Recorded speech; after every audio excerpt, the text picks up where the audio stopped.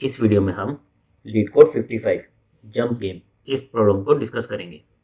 इस प्रॉब्लम में आपको एक एरे ऑफ इंटीजर्स दिया हुआ है। एरे का हर एक एलिमेंट क्या रिप्रेजेंट करता है कि आप इस इंडेक्स से कहाँ तक जंप कर सकते हो। जैसे 0th इंडेक्स की वैल्यू क्या है 2, तो आप इससे यहाँ तक और यहाँ तक मैक्सिमम यहाँ तक जंप कर सकते हो और इसके बीच वाले इंडेक्सेस पर भी जंप कर सकते हो। इसकी वैल्यू क्या है 3 है, तो आप इससे 3 स्टेप यानी कि 4 तक जंप कर सकते हो और बीच में इन पर भी जंप कर सकते हो। 1 मतलब आप इससे नेक्स्ट यहाँ तक जंप कर सकते हो। इस 1 का मतलब आप इससे नेक्स्ट यहाँ तक जंप कर सकते हो। 4 का मतलब आप इससे आगे 4 स्टेप्स और जंप कर सकते हो। आपको रिटर्न क्या करना है, आप 0th इंडेक्स से शुरू करो, आप ये जंप्स परफॉर्म करो। इन जंप्स को परफॉर्म करते हुए क्या आप लास्ट इंडेक्स पर पहुंच सकते हो या नहीं पहुंच सकते। पहुंच सकते हो तो ट्रू रिटर्न कर दो, नहीं पहुंच सकते तो फॉल्स रिटर्न कर दो। जैसे अगर हम ये वाला एग्जांपल देखें, हम आए 2 से हम यहाँ पर जंप कर सकते हैं, यहाँ से 1 स्टेप यहाँ पर, यहाँ से 1 स्टेप यहाँ पर, तो हमारा आंसर क्या आएगा इस केस में ट्रू। इसके अलावा हम दूसरा पाथ भी ले सकते थे, 2 से 3 और 3 जंप करके सीधा 4, तो भी हमारा आंसर आता ट्रू। हमें इनमें से कोई भी एक पाथ लेना है, हमें शॉर्टेस्ट या लॉन्गेस्ट पाथ से फर्क नहीं पड़ता, हमें बस फर्क क्या पड़ता है कि हम लास्ट इंडेक्स पर पहुंच पा रहे हैं या नहीं पहुंच पा रहे। इसी तरह अगर हम ये वाला एग्जांपल लें 3 2 1 0 4, इसमें मैं यहाँ से अगर शुरू करूँ, मैं यहाँ से यहाँ जंप कर सकता हूँ, लेकिन यहाँ पे आगे 0, इससे मैं आगे कहीं नहीं जा सकता। अब मैं डायरेक्ट यहाँ जंप करने की बजाय इससे अगर यहाँ तक जंप करूँ, 1 तक जंप करूँ, फिर मैं 1 से कितना जंप कर सकता हूँ 1, मैं यहाँ आऊँगा फिर से स्टक हो जाऊँगा। उसके अलावा मेरे पास एक और ऑप्शन क्या है, मैं 3 से 2 यहाँ पर जंप करूँ, इसके बाद 2 यहाँ पर जंप करूँ, फिर से मैं 0 पर स्टक हो गया। तो इस केस में मैं 0 से आगे बढ़ ही नहीं सकता, तो कभी भी मैं इस 4 पर पहुँच ही नहीं पाऊंगा। तो इस केस में मुझे क्या रिटर्न करना है फॉल्स। तो हम इस प्रॉब्लम को कैसे कर सकते हैं, हम हमारे एरे को एक ग्राफ की तरह कंसिडर कर सकते हैं। ग्राफ में हम क्या करें, जो भी ये इंडेक्स है इनको हमारी नोड्स मान ले, जैसे 0 1 2 3 4, ये हमारी क्या हो गई ग्राफ के वर्टेक्स हो गए। अब मैं 0 से जहाँ तक रीच कर सकता हूँ, 0 से कहाँ तक रीच कर सकता हूँ फर्स्ट इंडेक्स तक, 0 से सेकंड इंडेक्स तक यहाँ तक रीच कर सकता हूँ।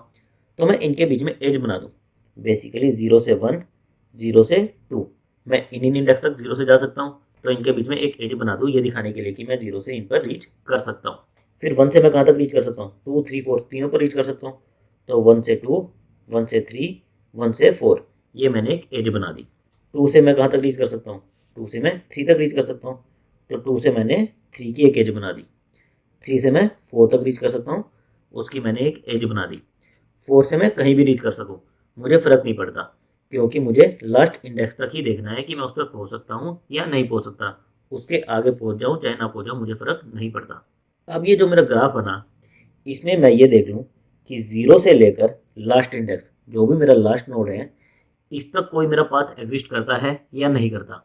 जैसे 0 से मैं यहाँ 1 पर आऊँ, 1 से 3 पर जाऊँ, 3 से 4 पर जाऊँ, तो एक पाथ हो गया। 0 से 2 पर जाऊँ, 2 से 3 पर आऊँ, 3 से 4 पर चला जाऊँ, ये एक पाथ हो गया। तो इस ग्राफ में अगर मेरा स्टार्टिंग नोड से लास्ट नोड के बीच में पाथ एग्जिस्ट करता है, तो इसका मतलब क्या है कि मैं जंप करके लास्ट इंडेक्स तक पहुँच सकता हूँ और मैं ट्रू रिटर्न कर दूँ। नाउ अब अगर हम ये वाला एग्जाम्पल देखें, 0 1 2 3 4, ये मेरी नोड्स है। 0 से मैं कहाँ तक जा सकता हूँ 1 पर जा सकता हूँ, 2 पर जा सकता हूँ, 3 पर जा सकता हूँ। 1 से कहाँ तक जा सकता हूँ 1 से मैं 2 पर जा सकता हूँ, 3 पर जा सकता हूँ। 2 से मैं कहाँ जा सकता हूँ 2 से मैं 3 जा सकता हूँ, 3 से मैं कहीं भी नहीं जा सकता, और 4 से आगे मुझे फ़र्क नहीं पड़ता। अब अगर मैं इसमें 0 से शुरू करूँ और देखूँ कि 4 तक कोई मेरा पाथ एग्जिस्ट करता है या नहीं करता, तो मेरे सारे पाथ का 3 पर स्टक हो जाएंगे, कोई भी इससे आगे नहीं जाएगा, तो 4 तक मैं रीच नहीं कर सकता। तो इसलिए इसका आंसर क्या हो गया फॉल्स हो गया। तो इस प्रॉब्लम की एक अप्रोच तो क्या है कि मैं गिवन एरे से ग्राफ बना लूँ और उस ग्राफ में देख लूँ कि स्टार्टिंग नोड से लास्ट नोड तक मेरा पाथ एग्जिस्ट करता है या नहीं करता। अकॉर्डिंगली मैं ट्रू या फिर फॉल्स रिटर्न कर दूँ। मुझे प्रॉब्लम में केवल ये देखना है कि मैं लास्ट पर पहुँच सकता हूँ या नहीं पहुँच सकता। मुझे मिनिमम नंबर ऑफ स्टेप्स कि कितने स्टेप्स में वहाँ पर पहुँच रहा हूँ ये मैटर नहीं करता। तो क्या मैं इस प्रॉब्लम को बिना ग्राफ के कर सकता हूँ?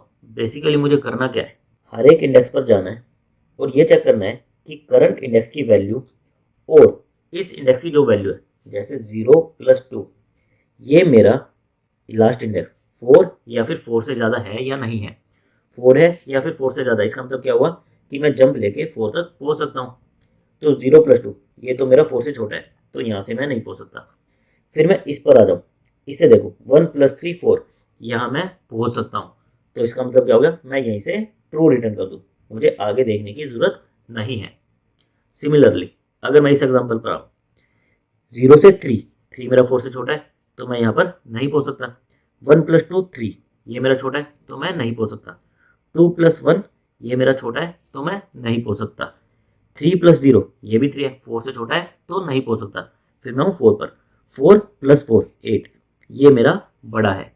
तो यानी कि अगर मैं इससे देखूं तो पहुँच सकता हूँ, लेकिन इससे देखने के लिए मुझे क्या करना पड़ेगा, पहले इस इंडेक्स तक पहुँचना भी पड़ेगा, और मैं पीछे से कोई भी जंप लेके यहीं तक पहुँच पा रहा था, 3 तक ही, इस तक मैं पहुँच ही नहीं पा रहा था।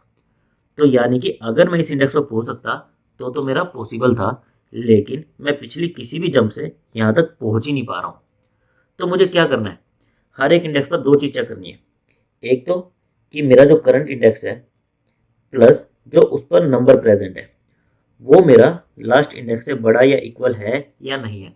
अगर बड़ा या इक्वल है तो उस केस में क्या है कि मैं लास्ट पर पहुंच सकता हूँ।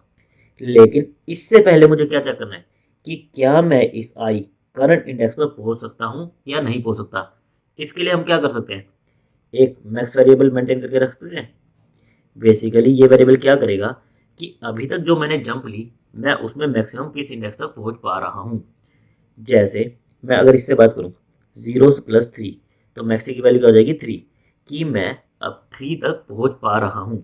मैं चेक करूँ 0+3 मेरा ये बड़ा है नहीं है, तो मैं आगे चला जाऊँगा 1 पर जाऊँगा। 1+2 3, मैं मैक्स से कंपेयर करूँगा, ये मेरा अभी भी 3 है तो मेरा मैक्स में क्या आ जाएगा 3 आ जाएगा। फिर मैं ये कंडीशन चेक करूँगा आई प्लस नम, ये मेरा लास्ट से बड़ा है या नहीं है, नहीं है तो आगे मूव कर जाओ। सेम काम इसके साथ 2+1, ये मेरा मैक्स अभी भी 3 रहेगा, और 2+1 ये मेरा लास्ट से छोटा है, तो यानी कि मैं आगे मूव कर जाऊँ। 3+0, मैं देखूंगा मेरा मैक्सिमम में क्या रहेगा, अभी 3 रहेगा कि मैं थर्ड इंडेक्स तक ही जंप कर सकता हूँ। 3+0 इसको 4 से कंपेयर करूंगा, ये मेरा छोटा है तो मैं आगे बढ़ जाऊंगा, इस 4 पर आ जाऊंगा। 4 पर आने के बाद मैं इससे कंपेयर करूंगा इसको मैक्सिमम से, कि क्या मैं प्रीवियस जंप में अपने फोर्थ इंडेक्स पर पहुंच पा रहा था, नहीं पहुंच पा रहा था। ये मेरा ये मैक्सी वेरिएबल स्टोर कर रहा है कि पिछली जंप में हम कहाँ तक मैक्सिमम पहुंच पा रहे थे। तो अब 4 मेरा इससे बड़ा हो गया, यानी कि मैं 4 तक पहुंच ही नहीं पा रहा था, तो मैं इस इंडेक्स पर रीच कर ही नहीं सकता, तो यानी कि मैं इससे आगे कहीं भी नहीं जा सकता, तो मैं यहाँ से इसको फॉल्स रिटर्न कर दूंगा।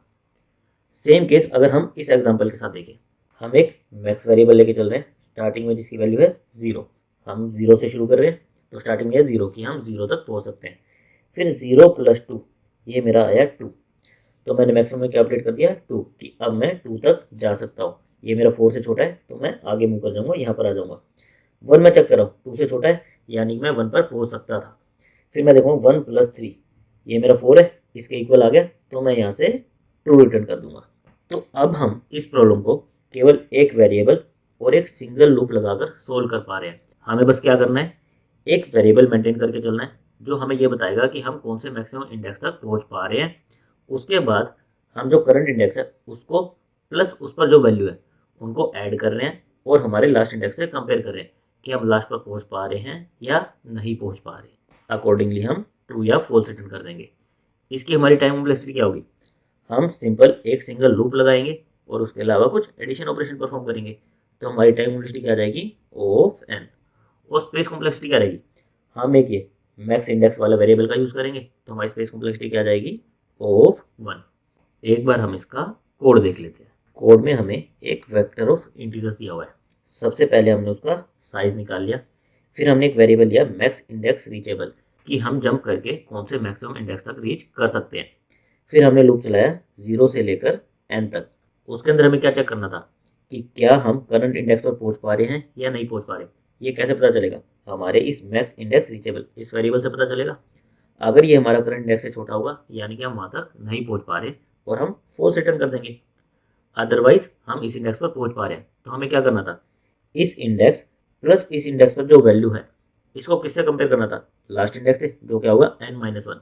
ये वैल्यू हमारी या तो n-1 आ जाए या इससे बड़ी आ जाए। इसका मतलब क्या होगा कि हम लास्ट इंडेक्स पर जंप करके पहुंच सकते हैं, तो हम ट्रू रिटर्न कर दें। अदरवाइज हमें क्या करना था, हमें हमारे इस मैक्स इंडेक्स रीचेबल इसको अपडेट करना था कि ये क्या रहेगा, या तो जो इसकी करंट वैल्यू है वो, या फिर जो करंट इंडेक्स प्लस उसकी वैल्यू को सम करके जो नंबर आएगा वो, हम इससे इसको अपडेट कर देंगे। तो इस तरह से हम एक सिंगल लूप लगाकर इस प्रॉब्लम को O टाइम कॉम्प्लेक्सिटी में सोल्व कर सकते हैं। Thank you guys.